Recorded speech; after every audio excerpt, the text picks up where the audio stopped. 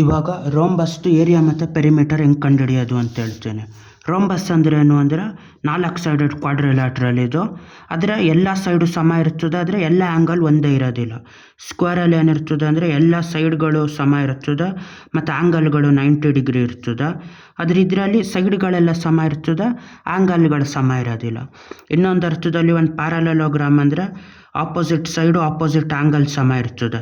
ಈ ಆ್ಯಂಗಲ್ಗೆ ಈ ಆ್ಯಂಗಲ್ಲು, ಈ ಆ್ಯಂಗಲ್ಗೆ ಈ ಆ್ಯಂಗಲ್ಲು, ಆದರೆ ಸೈಡ್ಗಳು ಸಮ ಇರೋದಿಲ್ಲ. ಅದೇ ಪ್ಯಾರಲಲೋಗ್ರಾಮ್ ಸೈಡ್ ಸಮ ಆದರೆ ರೋಂಬಸ್ ಆಗಿರ್ತದೆ. ಇಲ್ಲಿ 3 ಇದ್ದರೆ ಇಲ್ಲಿ 2 ಇರ್ತದೆ. ಪ್ಯಾರಲಲೋಗ್ರಾಮ್ ಸೈಡ್ ಸಮ ಆದರೆ ರೋಂಬಸ್ ಆಯ್ತದೆ.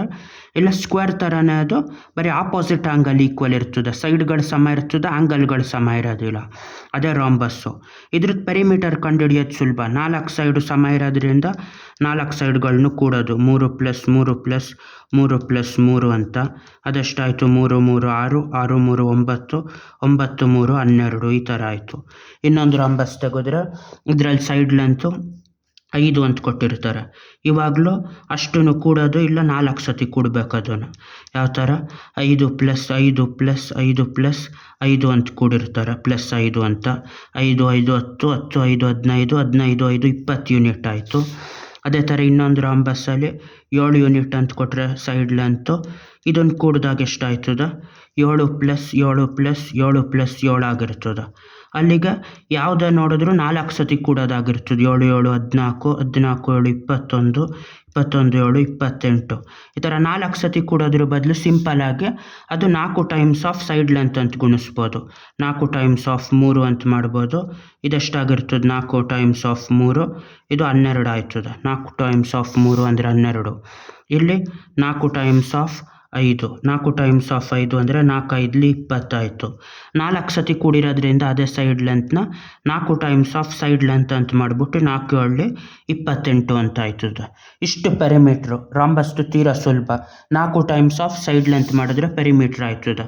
ಆ ಸೈಡ್ ಲೆಂತ್ನ 4 ಸತಿ ಕೂಡೋದು, ಇಲ್ಲ ಆ ಸೈಡ್ ಲೆಂತ್ಗೆ 4ರಿಂದ ಗುಣಿಸೋದು. ಏರಿಯಾ ಹೆಂಗೆ ಬರ್ತದೆ ಅದನ್ನು ಹೇಳ್ತೀನಿ. ಯಾವುದೇ ಒಂದು ರೋಂಬಸ್ನ ಒಂದು ರೆಕ್ಟಾಂಗಲ್ ಒಳಗಡೆ ಕೂರಿಸ್ಬೋದು. ಒಂದು ರೆಕ್ಟಾಂಗಲ್ ಒಳಗಡೆ ಕೂರಿಸ್ದಾಗ ಏನಾಯ್ತದೆ? ಅದ್ರ ಡಯಾಗೋನಲ್ 1 ಅನ್ನೋದು ಇದಕ್ಕೆ ಸಮ ಆಗಿರ್ತದೆ. ಯಾವುದಕ್ಕೆ? ಡಯಾಗೋನಲ್ 1 ಅನ್ನೋದು ಈ ಸೈಡ್ಗೆ. ಇಲ್ಲಿ ಡಯಾಗೋನಲ್ 1 ಡಯಾಗೋನಲ್ 2 ಅಂತ ಕೊಟ್ಟಿರ್ತಾರೆ.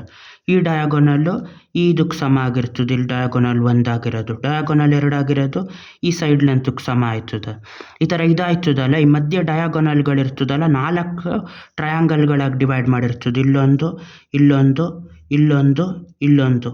ಹಂಗಾದಾಗ ಈ ಟ್ರಯಾಂಗಲ್, ಆಚೆ ಇರೋ ಟ್ರಯಾಂಗಲ್ಲು ಇದು ಅಷ್ಟೇ ಏರಿಯಾ ಇರ್ತದೆ, ಇದು ಅಷ್ಟೇ ಏರಿಯಾ ಇರ್ತದೆ, ಇದು ಅಷ್ಟೇ ಏರಿಯಾ, ಇದು ಅಷ್ಟೇ ಏರಿಯಾ ಇರ್ತದೆ. ಅಲ್ಲಿಗೆ ಪೂರ್ತಿ ರೋಂಬಸ್ಸು ಪೂರ್ತಿಯಾಗ ರೆಕ್ಟಾಂಗಲಲ್ಲಿ ಅರ್ಧದಷ್ಟು ಏರಿಯಾ ಇರ್ತದೆ.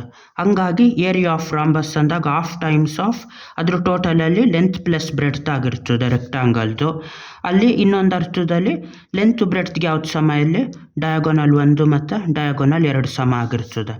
ಗದೆ ಇದನ್ನು ತೆಗೆದ್ರೆ 5 + 8 ಅನ್ನೋದು ಇದು. ಇಲ್ಲೊಂದು ರೋಂಬಸ್ ಕೊಟ್ಟವ್ರೆ. ಇದು ಒಂದು ಡಯಾಗೋನಲ್ಲು 5 ಯೂನಿಟ್ಟು, ಇನ್ನೊಂದು ಡಯಾಗೋನಲ್ಲು 8 ಯೂನಿಟ್ ಆಗಿರ್ತದೆ. ಇವಾಗ ಇದ್ರ ಮೇಲ್ಗಡೆ ಹಿಂಗೆ ರೆಕ್ಟಾಂಗಲ್ ಮಾಡಿದ್ರೆ ಆಚೆ ಪೂರ್ತಿ ಪ್ಯಾರಲಲ್ಲಾಗಿ ಹೊಡೆದ್ಬಿಟ್ಟು ಇದನ್ನು ಪೂರ್ತಿ ರೆಕ್ಟಾಂಗಲ್ ಒಳಗಡೆ ಹಾಕಿದ್ರೆ ಇವಾಗ ಇದ್ರ ಲೆಂತ್ ಎಷ್ಟಾಗಿರ್ತದೆ? 5 ಯೂನಿಟ್ಟು. ಇದ್ರ ಬ್ರೆಡ್ತ್ 8 ಯೂನಿಟ್ ಆಗಿರ್ತದೆ. ರೆಕ್ಟಾಂಗಲ್ದ ಏರಿಯಾ ಎಷ್ಟಾಗಿರ್ತದೆ?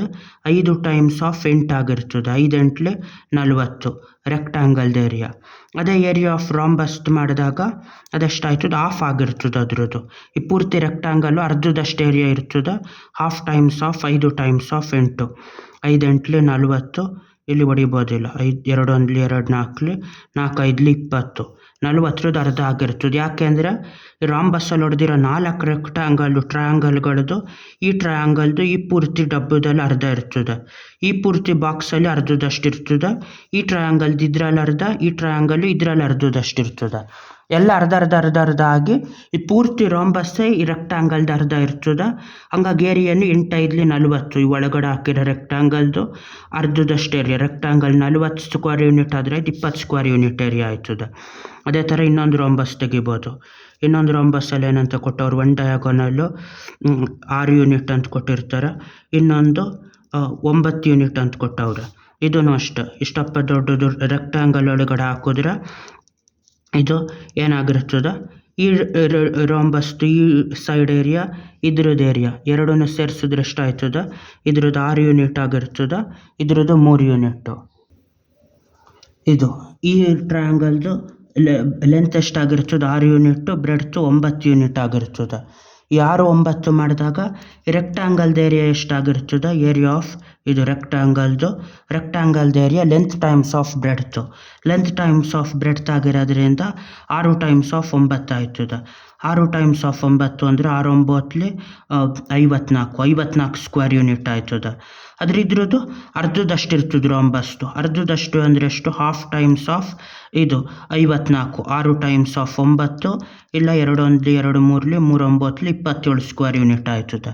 ಅದೇ ಫಾರ್ಮುಲಾದಲ್ಲಿ ರೆಕ್ಟ್ಯಾಂಗಲ್ ಮಾಡದೇ ಇದ್ದರೂ ಟೋಟಲ್ ರೆಕ್ಟ್ಯಾಂಗಲ್ದು ಅರ್ಧ ಇರ್ತದೆ. ಅಲ್ಲಿ ಇದು ಲೆಂತ್ ಆಯ್ತದೆ, ರೆಕ್ಟ್ಯಾಂಗಲ್ದು ಬ್ರೆಡ್ತ್ ಆಯ್ತದೆ. ಹಂಗಾಗಿ formula half times of diagonal 1 times of diagonal 2 ಅಂತ ಆಗಿರ್ತದೆ. ಪೆರಿಮೀಟ್ರ್ ಸಿಂಪಲ್ ಆಗಿರ್ತದೆ. ಬೇಕಾದ್ರೆ ಈ ರಾಂಬಸ್ದು ಏರಿಯಾ ಕಂಡುಹಿಡಿದ್ಬಿಟ್ಟು ಹೇಳಬೇಕು ಎಷ್ಟು ಅಂತ. ಏರಿಯಾ ಯಾವ ಥರ ಕಂಡುಹಿಡಿಬೇಕು ಇದರಲ್ಲಿ 1 ಡಯಾಗೋನಲ್ಲು 5 ಯೂನಿಟ್ ಅಂತ ಕೊಟ್ಟವ್ರೆ, ಇನ್ನೊಂದು ಡಯಾಗೋನಲ್ನ 12 ಯೂನಿಟ್ ಅಂತ ಕೊಟ್ಟಿರೋದು. ಇದ್ರದ್ದು ಏರಿಯಾ ಕಂಡುಹಿಡಿದ್ಬಿಟ್ಟು ಕಮೆಂಟ್ಸಲ್ಲಿ ಹೇಳಿ. ಬಾಯ್.